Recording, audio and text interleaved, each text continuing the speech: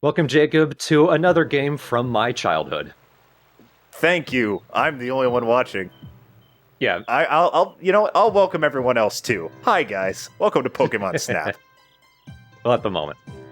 So yeah, right now it's just me and Jacob. Yoshi's still in the process of getting situated in Minnesota, and from what he said, he may even be moving to another place relatively soon. So he's just working on stuff, so just me and Jacob for this. So we're doing kind of a little filler LP of Pokemon Snap. This is one of the myriad of Pokemon spin-offs that was on the N64. In this case, it's one of the games that was actually spun off from the anime. We're actually playing as Todd Snap, who was like a semi-recurring character up until the Johto seasons. Like, he died in the mountains of Johto, I guess. I guess he did. I forgot he was in the anime. I knew he looked familiar, and I knew this game was very heavily anime-inspired rather than the games. But I kind of couldn't remember if he was an actual character or not. Thank you for clarifying. Yeah, he was. And also, Professor Oak is a character, and all the Pokemon noises are basically their voices from the anime. Little Sprite Pikachu! Yeah, I love the sprites in this game. They're only in the menus, but they're very entertaining. Run him over! This thing needs better attraction. So Pokemon Snap is like a combination of a photography game and a rail shooter. We're riding around on that vehicle, it's called the 01, and taking pictures of Pokemon as they're out in their natural habitat. Okay. No need to listen to me. The character's name is Todd Snap, but you get to name him yourself. So I wanted to do a variation of Straw Hat. Today we're going to call him Snap Hat. Aw, that's cute. Or Sniff Hat. Sniffat. Gotta capitalize that H, I swear to God. One day, but not today. Anyway, this is good. This is the 50-something Let's Play from TheStrawhatNO. 58, I think.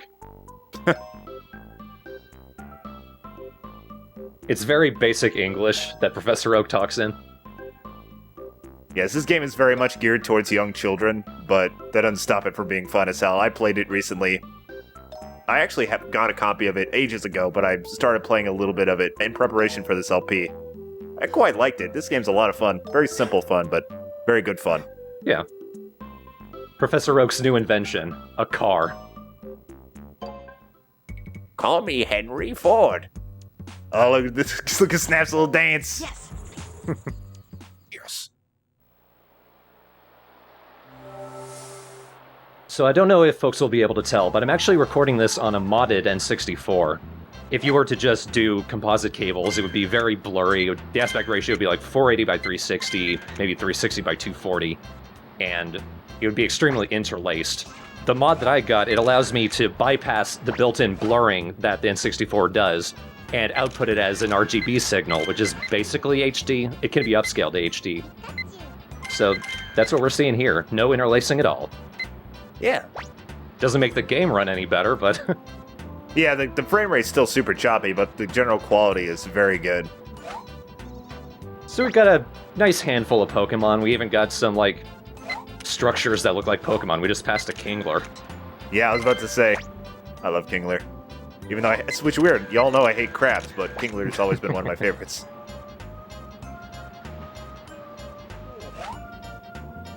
So it's not just a photography game. There are also sort of puzzles. We saw Lapras out off in the distance. It's so far away, but if you take pictures of it, more Laprases will appear closer to the shore as we go along the path. There's also clearly a Snorlax lying there, but he's asleep, so we need to figure out how to wake him up later. Snore crotch.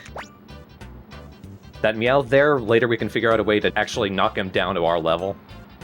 I remember when I was playing, never mind, I'll get to that when we get to that new mechanic later.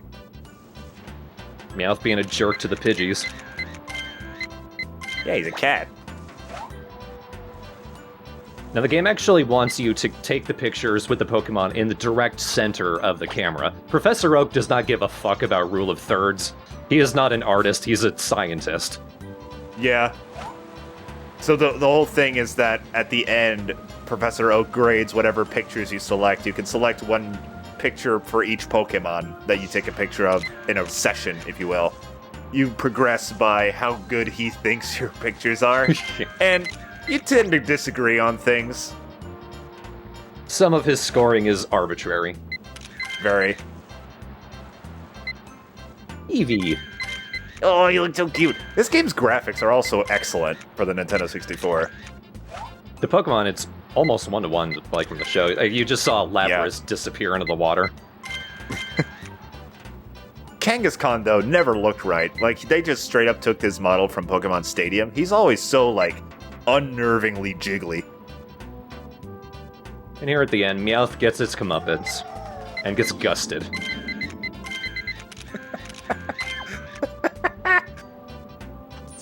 Now, you get extra points if the Pokemon is actually doing something.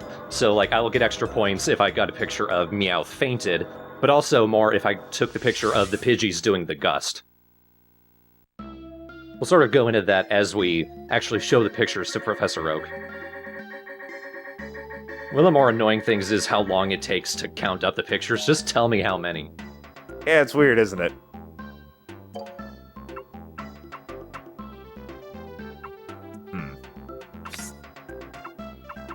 Oh, the third one. Yeah. Sneaky Chew.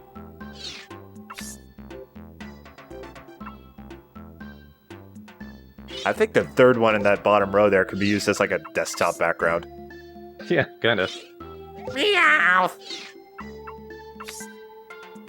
I love how all Meowths in this game just sound like the talking one in the anime that just can't talk. And they heavily emphasize the word Meowth. Yeah. Oh, I like the middle bottom. Oh! Looks like it's rolling. Wake up, bitch! Now, your first run through, you're going to learn things about how Professor Oak grades your pictures. That's really going to annoy you. But it's going to be an incentive to figure out more interesting ways to take pictures. Like with Kangaskhan especially, that's going to be sort of like your introduction to a particular way to get a bad score in a photo. Right. It's that classic Nintendo teaching. But the idea is, no matter what, take a picture of every single Pokemon. Like, no matter how crappy it is, you're still going to get some points. And in order to progress in the game, it's a combination of taking pictures of specific types of Pokemon and the score you get from those pictures.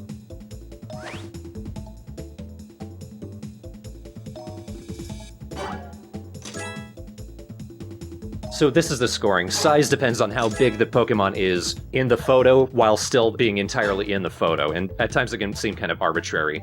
The pose is if it's facing you. If it's perfectly facing you 100%, you get 1,000 points. If it's doing a special action, you may get more or less. Like we said, the Pokemon needs to be direct in the middle. Right here, the Butterfree is not in the middle, so I don't get double the score.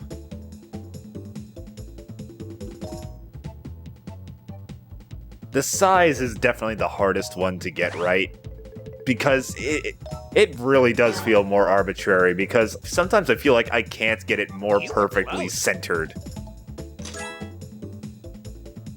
And there are some Pokemon that you will not be able to get a high score on the size. It's going to depend entirely on something else they're doing. Now that one's clearly not in the center, but whatever. It's like thighs are. Wow. There we go, he's facing directly to the camera. This one thinks I'm a bitch. So like we said, facing the camera, that one's facing directly away, so... You were close. If you mess up with the size, the pose, or anything, Oak just stops there and will not grade you anymore. It disappoints Pokemon to be photographed from the back. They're all self-conscious. Yeah, they clearly give a shit, Oak.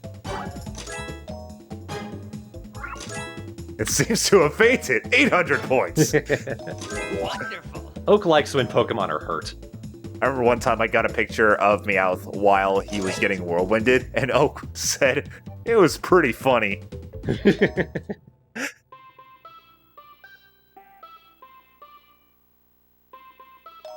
As opposed to the ones taken by Todd. But until then... You're not even wearing a hat. You're fired.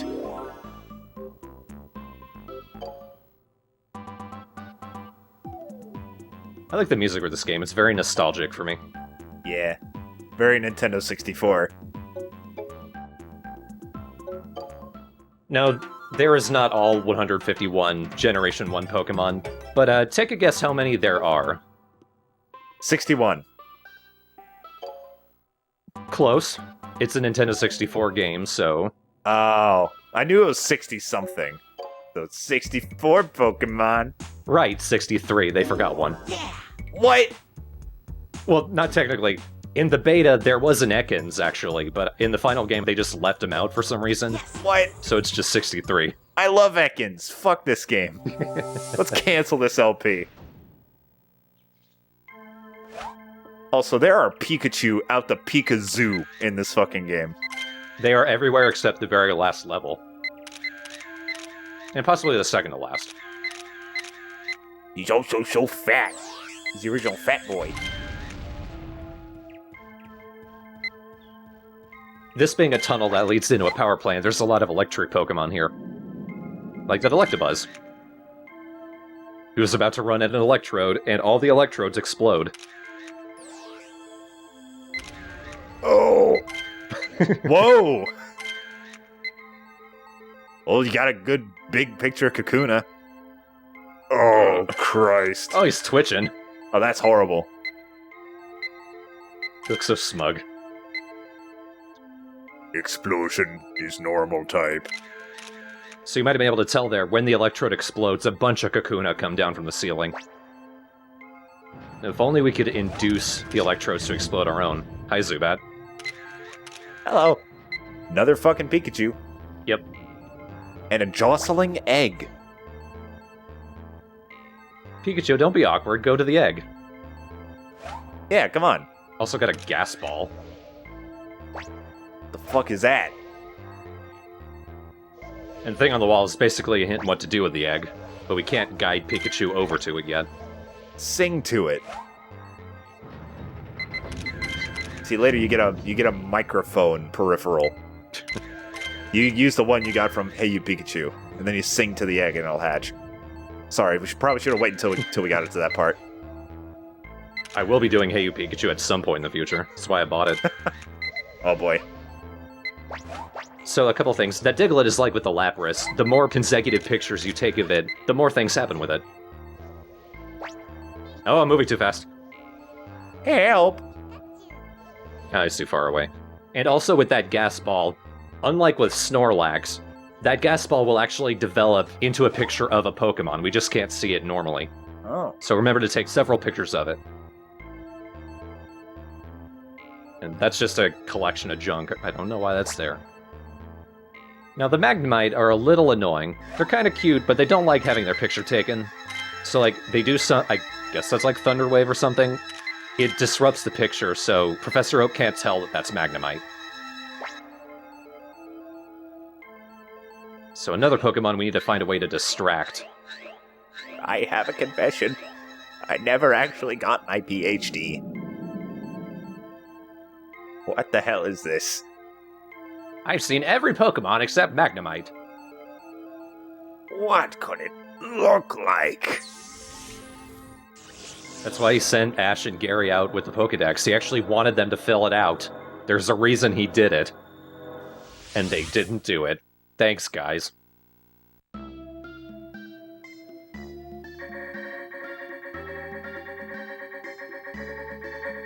Now, you have a limit of 60 pictures each session, but I rarely ever use all of them. Yeah, me too.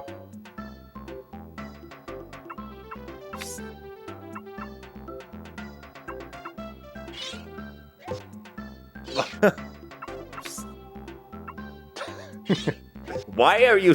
There's... A lot of them are dead, Snaphat. You're supposed to take pictures of them dying. Oh, the gas ball's a hunter. Alright, cool. You see, I thought you had to do something special, because the last time I played it, I didn't even bother. I thought you had to get, like, a special item. No, but it's just an interesting play on it. There's actually something later in the game that functions the same way. Now, I didn't notice this, The picture I'd chosen of Diglett actually said Pikachu, because it focused on Pikachu, so I'm not showing Oak a picture of Diglett. Ah. You absolute fuck.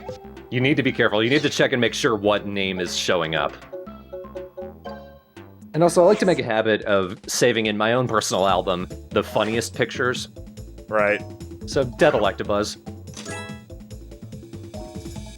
If there were any that you liked, there used to be in like Blockbusters and shit. Wonderful. This kiosk that you can go to print out your favorite pictures from Pokemon Snap. That's right. And if we could hunt one of those down, we could put these on like t-shirts. Fuck copyright laws. I feel like I've read somewhere that at least one still exists. Yeah, somewhere.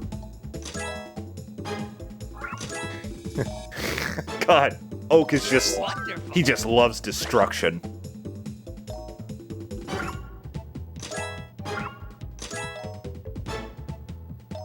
Wonderful. Hunter looks very like he's sneaking up on someone.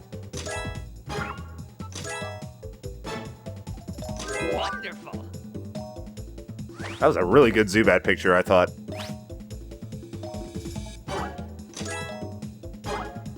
You can only save one picture of a Pokemon at a time for points, so you're always going to want to save the best one, unless you just really like the other one that much. Wait. Oh, Oak wants something. That's going to have to be for next time. What could he want? Other than more pictures of dead Pokemon. Snaphat, I don't actually want them to be dead. Please do not drive the 0-1 into the Pokemon. Oh! I misunderstood. Because, see, I can't control it, and I was just barreling into it. Yeah, you told me you wanted me to shoot him. So I shouldn't bring my shotgun next time.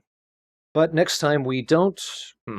Actually, I think we do unlock a new area, but before that we unlock a new tool, which we're going to need to use to unlock a new area.